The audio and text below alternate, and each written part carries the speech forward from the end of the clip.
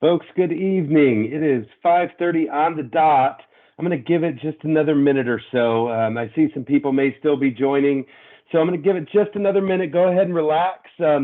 This meeting is being prepared presentation style, which means I'm going to be speaking. I do have a PowerPoint I'm going to show, but your microphones have been muted as a part of making sure that we can flow through the presentation. I welcome questions. I really want to make sure that we have as much time as possible to answer anything that you guys may have. So we're going to use the chat function for the questions. Feel free to throw them into the chat at any point during tonight's discussion. I have prepared a PowerPoint that, I don't know, it just depends how long it takes us to get through it. I've gone through the material pretty quickly before, or sometimes I'm a little bit longer-winded and it takes a little bit more time to get through. My hope is that I can be thorough. I want to make sure you guys get as much of the information as you need to determine if this program would be something you're interested in or not. And again, so please use the chat function. I see a couple more still coming in slowly. I'm going to go ahead and share my screen now. So when I share it, you should see a video pop up that says Medicaid Alternative Pathways to Independence. We've been doing this now for, gosh, it feels like forever, these video meetings, and I still always question if everything is going to work the way that it should. So fingers crossed that you guys can see my screen coming up right now.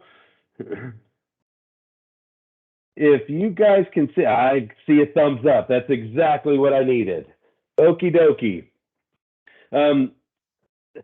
You guys are here because you want to learn a little bit more about a new program that is called MAPS. And MAPS stands for Medicaid Alternative Pathways to Independence. That's a mouthful. That's a lot. So we're just, anytime that we reference this program from here on out, we're just going to call it MAPS. And MAPS just stands for that acronym, okay?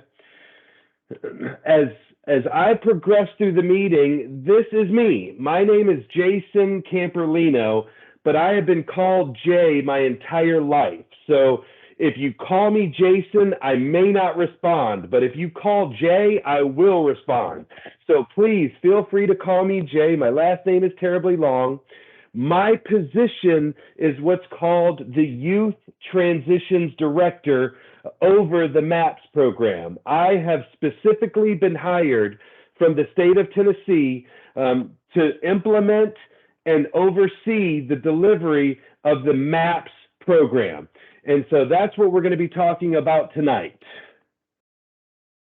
Tonight's presentation, I'm going to answer a few questions, and then I'm going to dive in a little bit more and tell you a little bit about a program that's called the Virtual Community Resource Map, a very cool program that we are thinking is going to be very helpful for anyone that comes across it.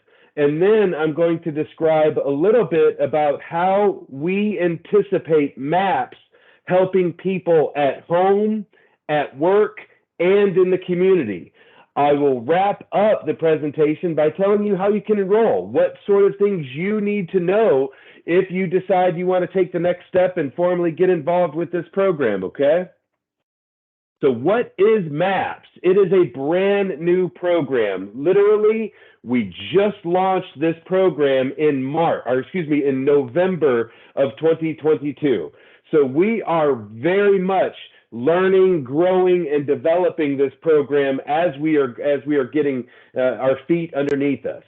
But it is a new program that supports people with intellectual and/or developmental disabilities who wants to work to increase their independence at those three outcome areas. We prioritize helping folks increase their independence at home, at work, and in the community. And we'll drill down in a little bit to show you exactly what that means as we get into some of those outcome areas. Who is MAPS for? MAPS is for people with intellectual or developmental disabilities who want to learn skills that will help you work. We want to help people learn how to live independently. We wish to help people learn more about their neighborhoods, as well as find hobbies that interest them. When I am asked about MAPS all of the time, I really prioritize the importance of employment and technology. Those two components are huge in the MAPS program. We think that we can use and access technological solutions, and I'll talk a little bit more about this later, that will help people gain independence in all of these areas that you see right here. It is important to know what an intellectual disability is. A person with an intellectual disability might have trouble learning at their expected level or doing daily activities without assistance, such as, you'll see some examples here, letting others know their wants and needs, or taking care of themselves or their homes, taking care of or talking with other people, staying healthy or safe. These are just some examples of how somebody with an intellectual disability may need a little bit of help.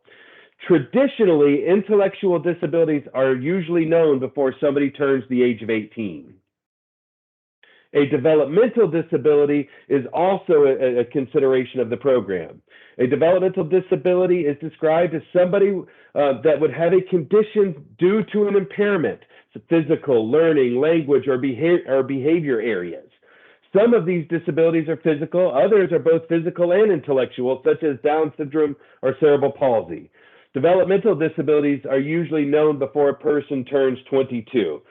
Most of this you guys may already know. It's important that we define it so that if people do have questions about what we mean when we say an intellectual or developmental disability, this gives you some of those examples of some of the things that may help qualify. Continuing, who is MAPS for? We believe that this program is really going to be best suited for those persons who are nearing the exit of their high school program. If somebody is about to leave their high school within their last 3 years, we think that this program is going to be really helpful for those folks gain the skills and get access to the tools they need for that transition period. The question of what happens after high school is so important for any parent out there. And it's a scary time, often referred to as the cliff. What happens when somebody is at the edge of that cliff and they're done with the school program? We wish to tie the programming of MAPS to work with those last 3 years of high school so that we can help answer some of those questions. It's not only for people in high school, though. If somebody has already left high school, you very well may be eligible. There are also folks who already may be in a higher education program, like the Next Steps program, or IDEAL, or the Future program. These programs through the local universities, we believe you would benefit from accessing these services. So if you are in an inclusive higher education program, MAPS is for you as well. MAPS is also for people who may be on the waiting list for a traditional long-term service and support. There is so many, the language that we have at state government and DIDD, it's a different language, right? There's so many acronyms that we use, and sometimes it can be confusing to understand what means what. If you are familiar with the Employment and Community First Choices program, that is what's called a long-term service and support. If you are waiting for services through ECF, MAPS may be a program for you as well. It is important to draw the distinction right now, however, that if you are receiving services through the Employment and Community First Choices program, you would not be able to draw services through MAPS as well. You can only get one or the other. So it's important to know which one you are interested in. So if you are waiting for ECF programming, MAPS very well may be an option for you as well. As I mentioned a second ago, if you are already enrolled in a long-term service and support, unfortunately, you wouldn't be eligible for the MAPS programming. And the reason why, some of the services in ECF resemble some of the services in MAPS. They're similar in some capacity. And so if we provided access to both services, we would be stepping on top of one another. So you have to draw the distinction. It's one or the other. How can MAPS help you? MAPS can help you set up a path to independence. This program will give you the tools, the technologies, and the supports you need to meet the goals that you set for yourself at home, at work, and in the community. You hear those three outcome areas again. You also start hearing the importance of technology coming in to those outcome areas. Goals that you set for yourself at home, at work, in your community, we want to explore technology solutions that can help you be more independent, so where you would not need to rely on somebody else helping you. This program depends on mobile devices and tablets and all kinds of other technological solutions that we'll talk a little bit about here in a minute. MAPS can also help you by providing a peer mentoring approach. Now, as I indicated earlier, the MAPS program is still a baby. We're brand new. So we're still putting some things into place. And one of those things that we're putting into place is the peer mentoring component. We want to partner with somebody and an entity who's going to be able to ensure that somebody with lived experiences with an intellectual or developmental disability can provide guidance and support to those persons that are going through the MAPS programming. MAPS can also help you by providing direct supports. Initially, when you have identified a provider that will work for you, an organization will provide you direct supports to help you work towards independence in those areas of home, work, and community. It's important to recognize, however, that MAPS services last for 3 years. So the goal of all of this is to get you the tools and technologies that you need so that the supports can fade out, so that you don't develop a dependency on the people that are helping you. I'm a former foster parent. I had a gentleman that was 20 years old live with me for several years. We were going to work. We were doing some amazing things, so I thought. Lo and behold, this gentleman was becoming dependent on me. He relied on me being with him every step of the way for him to receive that acknowledgement.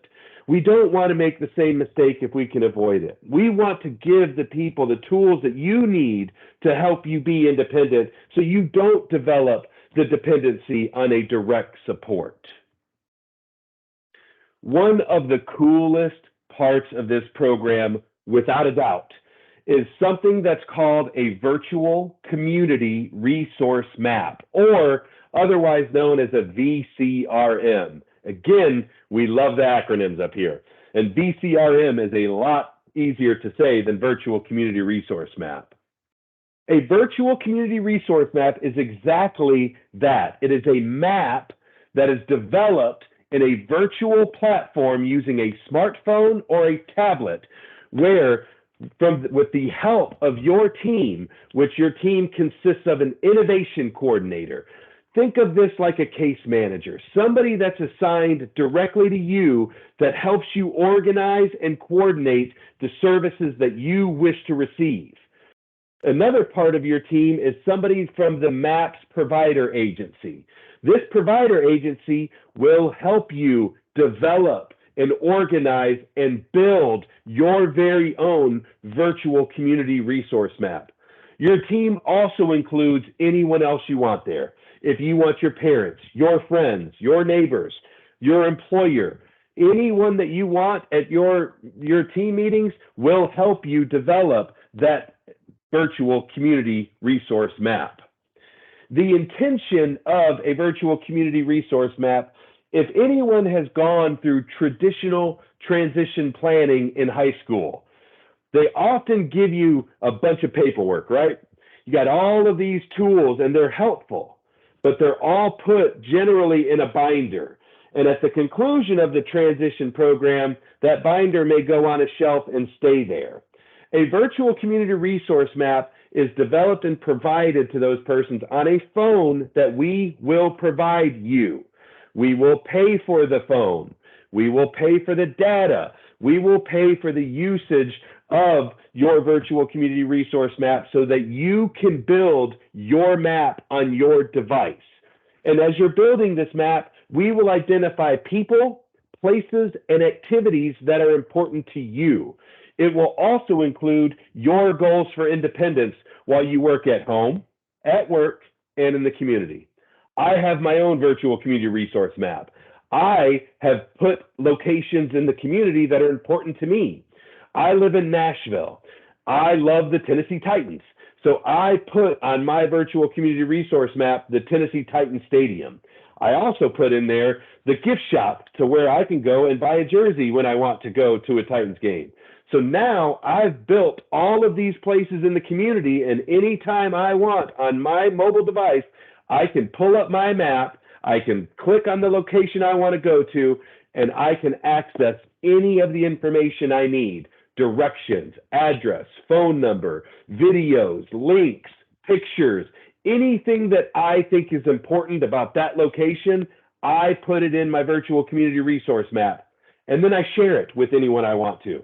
So now my wife and I share our map together. If I identify a new restaurant in the community that I want to try, I will put it on my map, I will share it with my wife, and we can collaborate on, ooh, the menu looks great here. I want to try whatever. So the virtual community resource map is a huge part of this entire program, and I think it's going to have tremendous help across the board. Now, as the program grows, we'll keep building on it.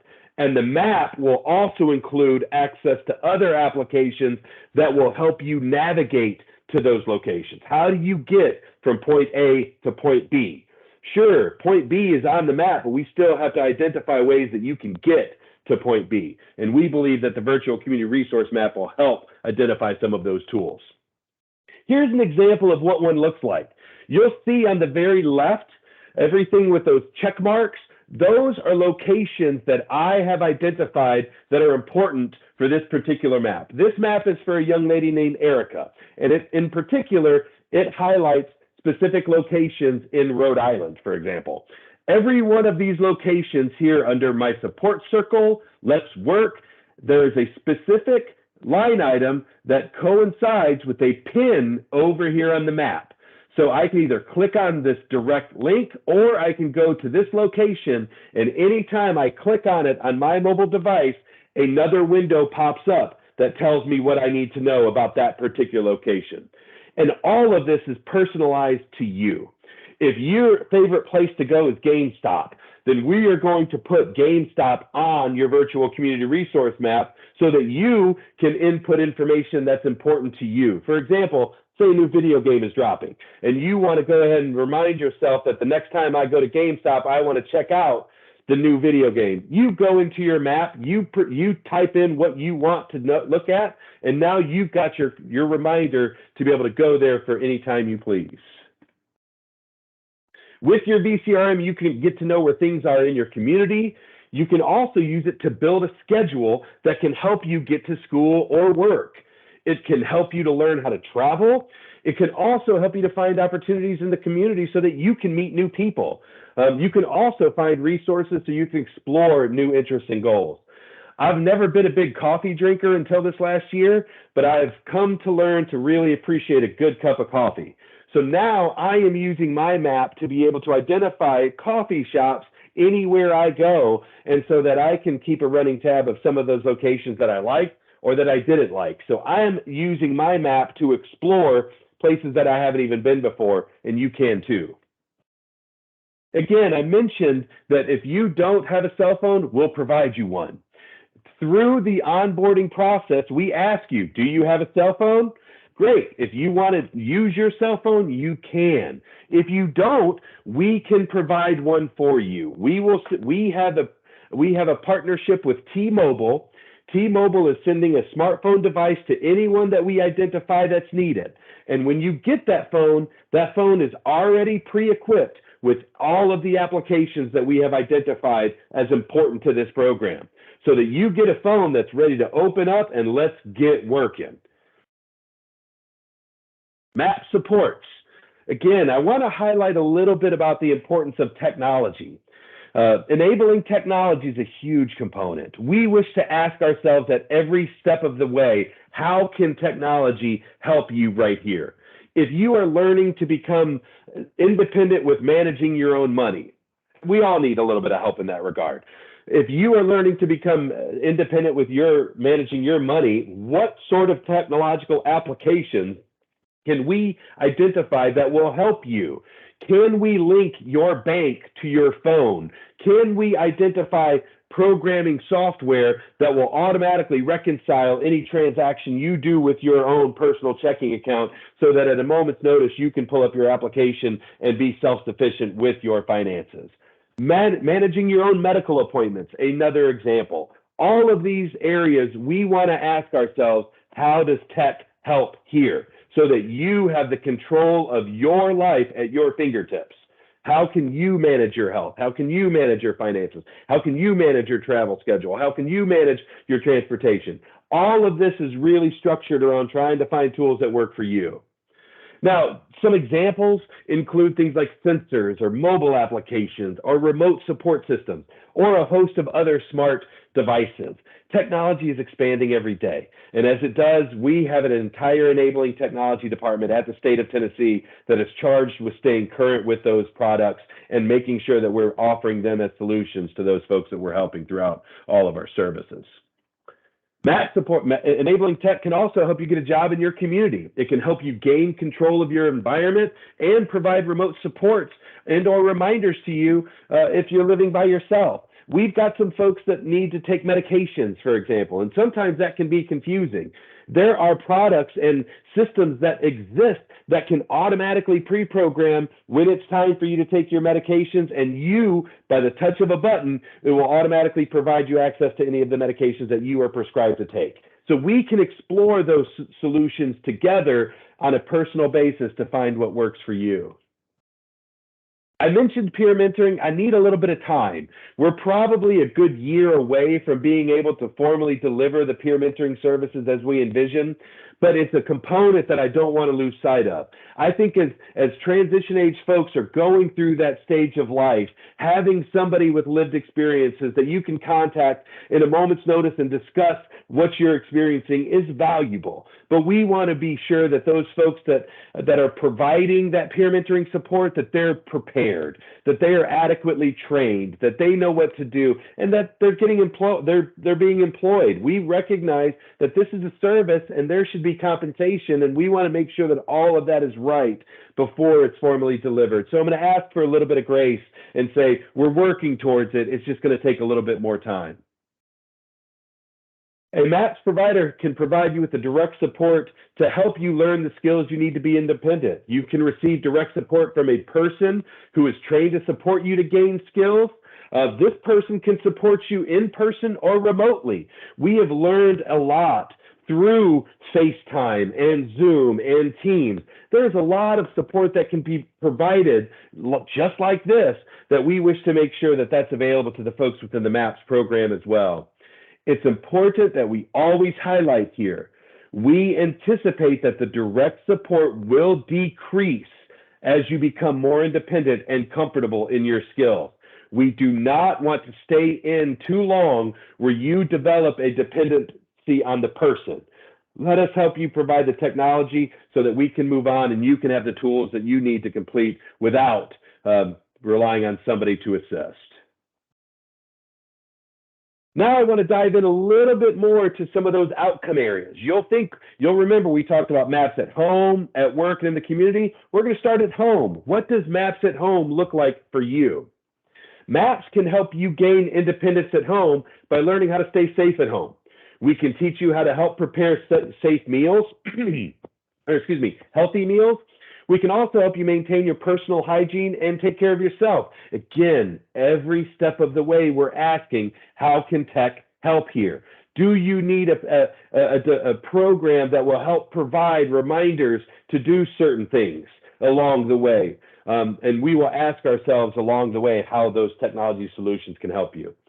Maps at Home can help you manage your health appointments by learning how to schedule them or learning the necessary resources and tools to advocate for yourself during those medical appointments. And also, we can help you learn how to manage your money to include things such as paying your bills, budgeting for groceries and other expenses, and learning how to save money. Remember, the goal of this program is that you become as fully independent as you can so that you don't have to rely on us. So that means learning how to manage your money safely using these technology advices that exist. A person called an independence coach can help you learn these skills to improve and provide the support until you no longer need it. Enabling technology can also provide you with additional support and safety while you're at home. There are many different ways enabling tech can help you at home. Some of those include a motion sensor to help your supports know when you might need help, a Ring doorbell to help you know when you have a visitor, live or on-demand audio or video calling so that you can reach somebody. And again, we talked about the automated medication dispensers to help you take your medication correctly. These are just some examples. Maps at Work. Map services can help you find a job and advance your career. You can choose to receive support so you can find a job based on your strengths, your skills, and your interests. You can also figure out what supports you need while you're learning at work. We can help you get a promotion. We can help you learn how to travel to and from work. Again, the goal is that you get to do all of this through these tools and technologies that are provided so that you don't need us anymore, but you can do all of these yourselves. A person called a job coach or job developer can support you until you no longer need it. And also, we are going to continue to address enabling tech at every step of the turn. So just think about some of these terms when you hear independence coach or job coach, job developer. These are supports that can help you achieve your goals at home and now at work. There are many different technologies that we use while at work. Some of them include the phone or a tablet that can teach you or remind you of specific job responsibilities.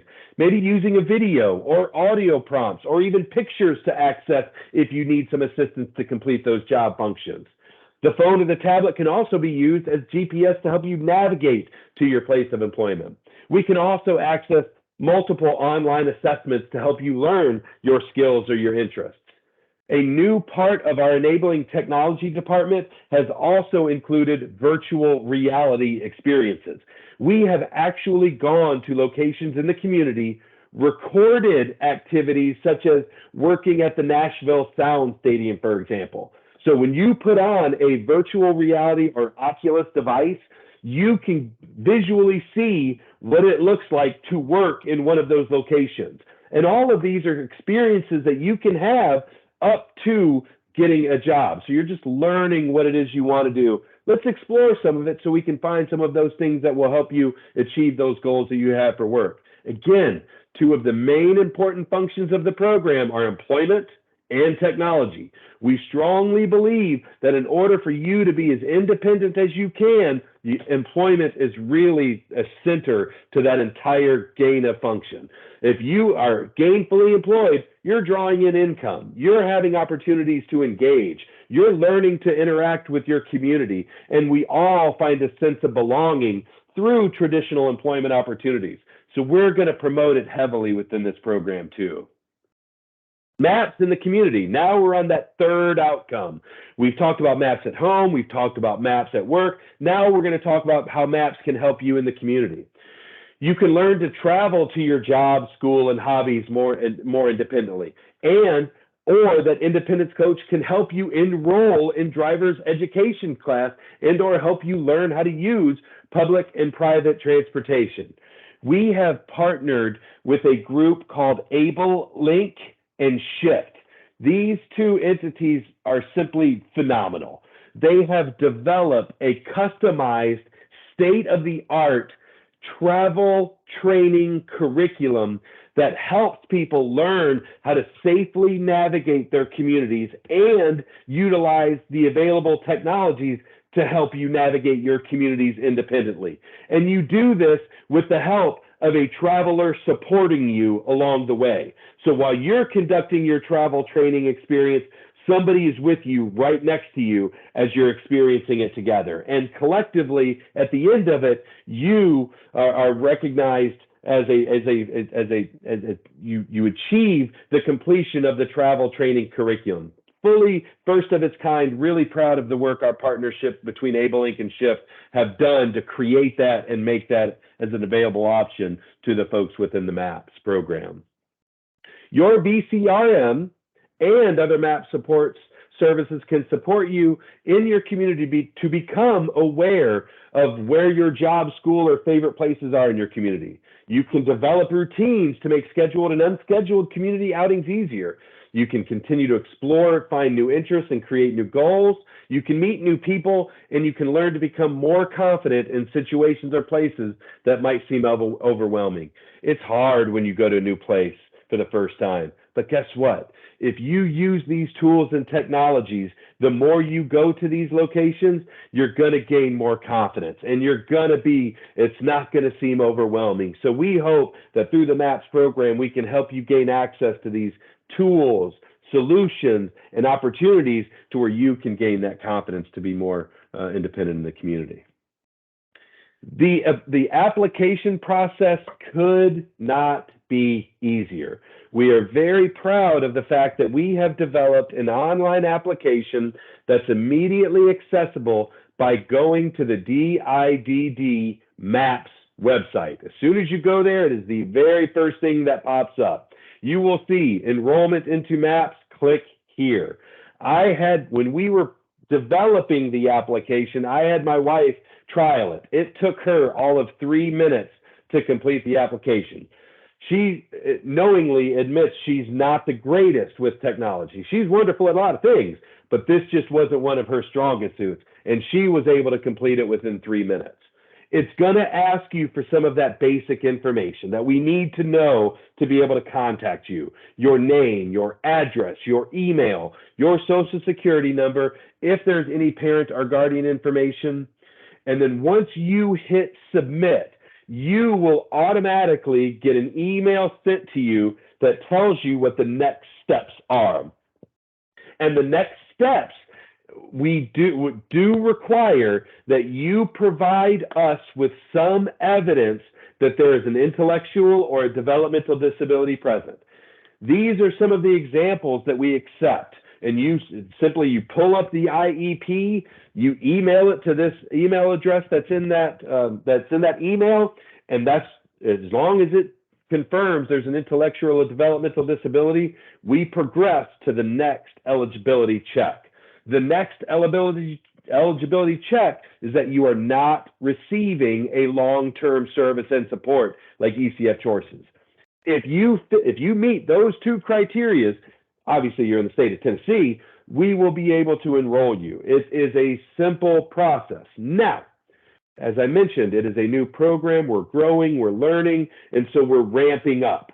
So we are moving these services across the state so that we can trial it, test some of our processes. Once we feel good, we're moving to the next region.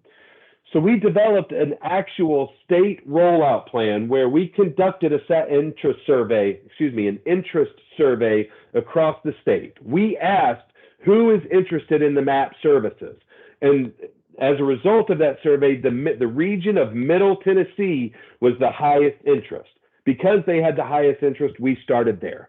And we opened up enrollment in Middle Tennessee on November 1st. We planned to move into East Tennessee on March 1st.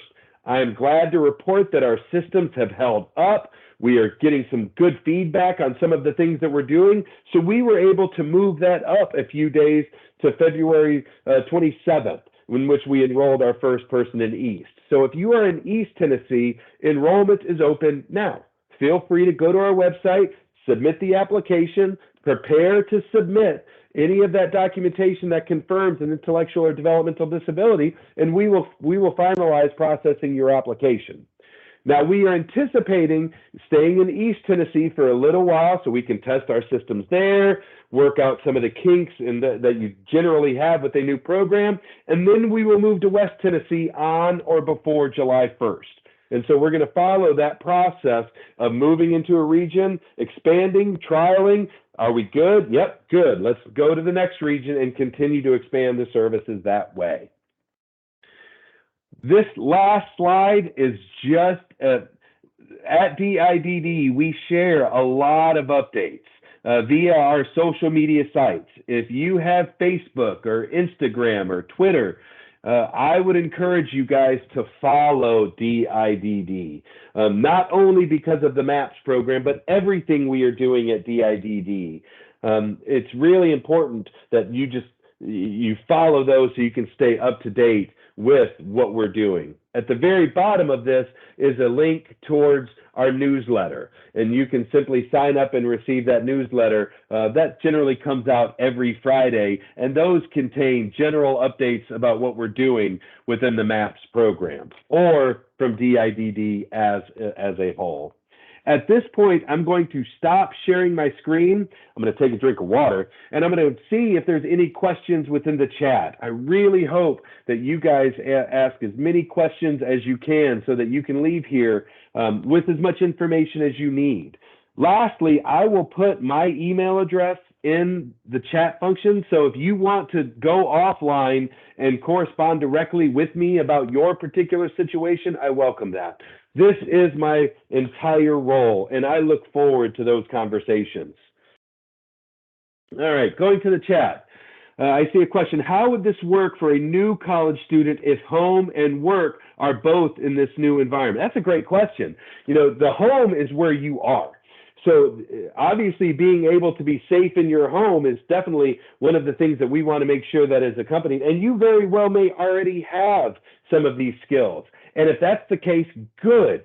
Let's move on to those milestones that would directly benefit you. What at home what would you need to be more independent at home or at work? And so that's the creativeness that our entire provider network is really seeking. At the conclusion of your college, what does it look like for you? Are you going to move into your own apartment?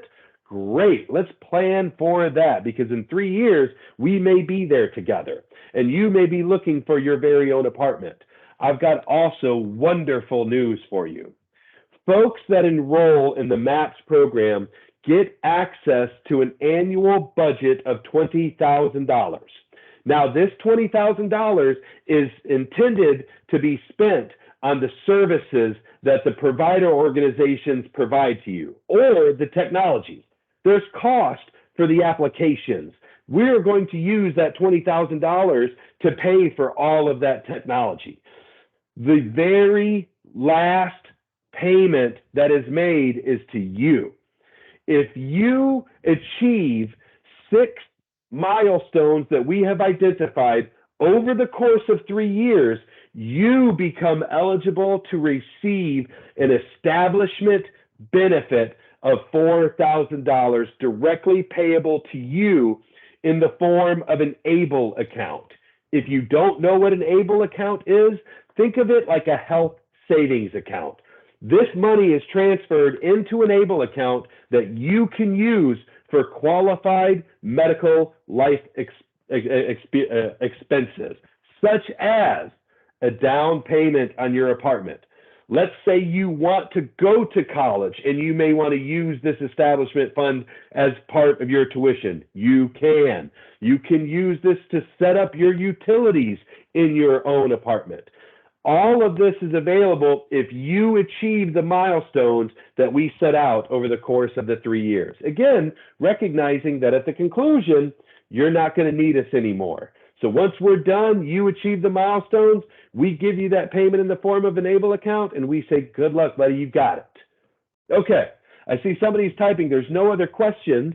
This is being recorded. If we don't live in an area of public transportation, could the travel coach help him learn the Lyft or Uber services? And if yes, could this program help pay for the rides? Excellent question. I generally get the question about how is MAPS going to solve the transportation issues in some of the rural areas. And the answer to your question is MAPS is not a transportation provider, so to speak. We intend to help you become independent in utilization of the transportation options that are available to you. So yes, the answer to your first question is, can we help you learn how to use Lyft and Uber? Absolutely. We would use the applications of the virtual community resource map and other applications that would coincide to Lyft and Uber. The second part of this question is I'm not going to be able to answer it directly because it is currently being evaluated. The original design of the MAPS program did not include funding for you to pay for your Lyft or your Uber. We are revisiting that. We think that there may be some possibilities to create that, but I can't confirm it yet. It's going to take a little bit more time. So the answer to your question now is no, but I'm hopeful. And so we will continue to work those processes to see if that is something that we can build in to this program. Shelby asks, can a person use this and VR? The answer to that question is yes. VR and MAPS can coexist. It is only with the long-term services where MAPS cannot coexist. So if you're receiving pre-ETS services or project search services through VR or other traditional VR services, we will work side by side with VR to help ensure that we're meeting those goals that you've identified for yourself. We're currently in the process of finalizing an interagency agreement with VR that really defines who does what when. So all of that will be used as we continue to expand that services. I'm confused about provider training and access, interested in getting involved in that area. If you are a provider and you are interested in providing supports, reach out to me directly.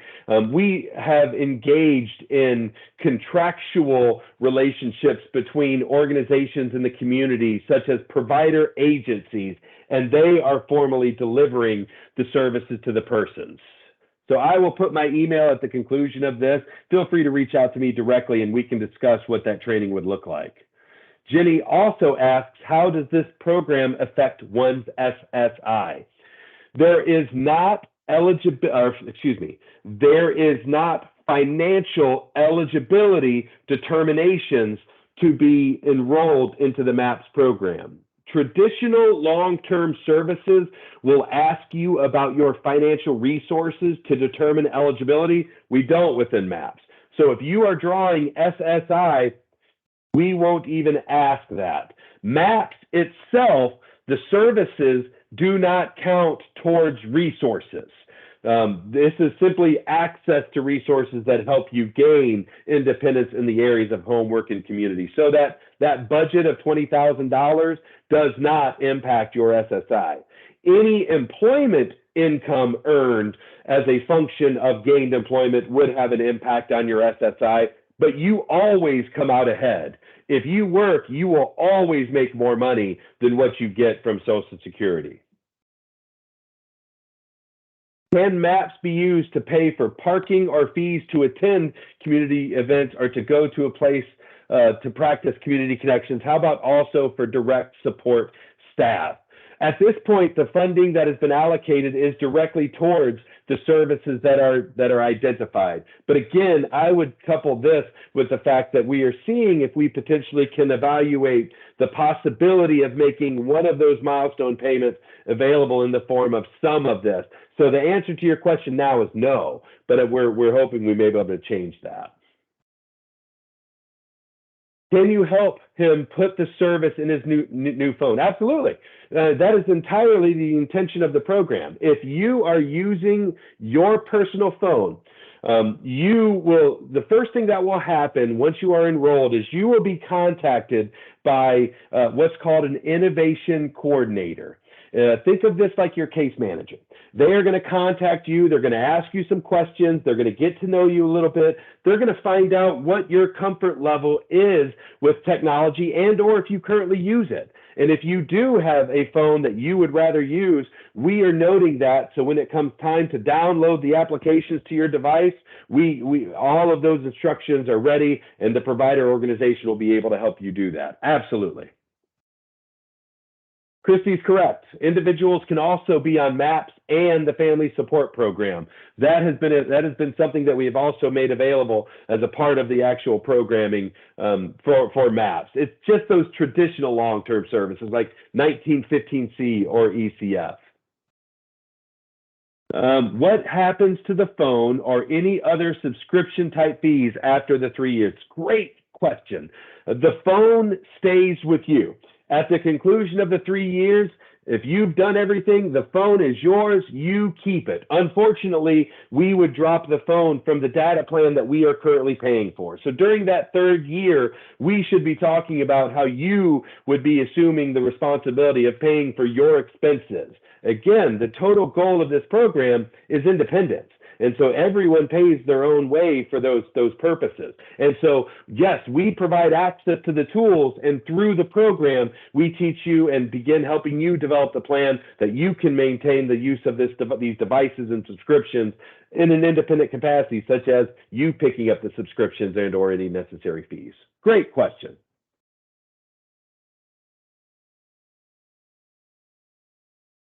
I've been in this industry now for 20 years, and I've seen and done a lot. There's something about this program that just it's aimed at getting it right. It's at this point it's all state funded, so we've got a lot of flexibility that we don't traditionally have in state programming. And so with that, we're learning and we're seeing how we can get better. We have partnerships with some of the best providers in the state of Tennessee. And so we are really counting on those partnerships to help us grow and get better and learn, just like the conversation today about using some of those funds to pay for parking or what have you. Those are great suggestions, and we want to hear them. So I'm always interested and always welcome to have these discussions.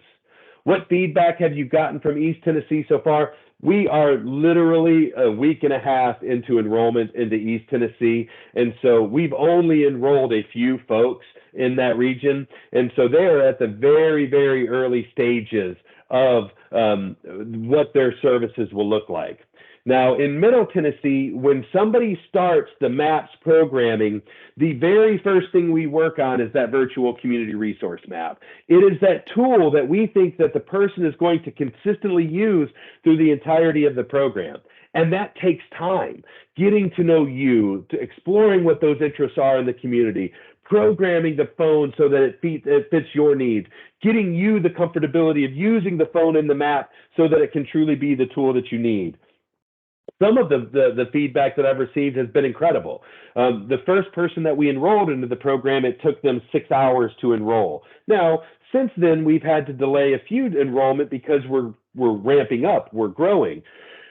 Everything has been person-centered, so some of the families have really appreciated how we're trying to carve the program specifically towards your goals.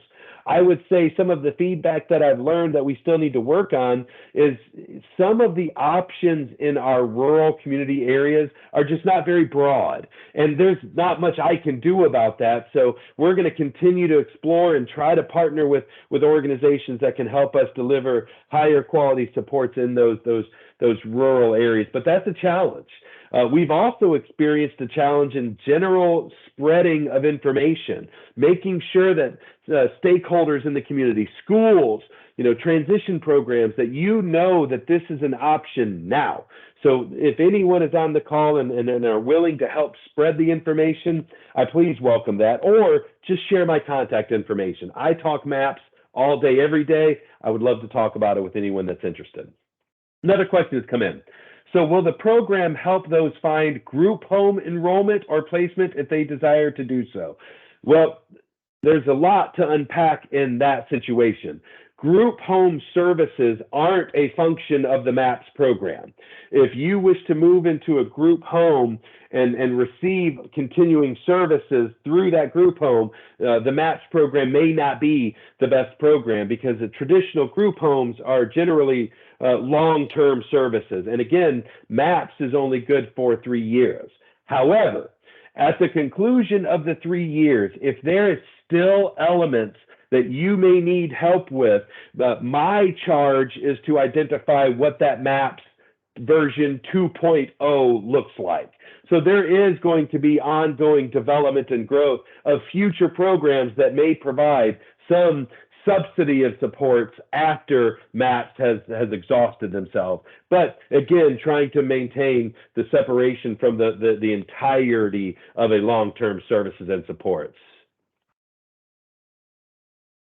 Oh, man, that's a cool question. What can we do to make our experience in the program most successful? Man, that's coming at it from the right perspective. One, understand that we're learning and growing. And with that understanding, recognize the value of collaboration. We've got to communicate. We've got to know what's working. We've got to know what's not working. We've got to have the ability to be okay with feedback going back and forth. If you've got a recommendation, I want to hear it. And I've got to be okay with saying, yeah, that's a great one. How do we get that carved into this program?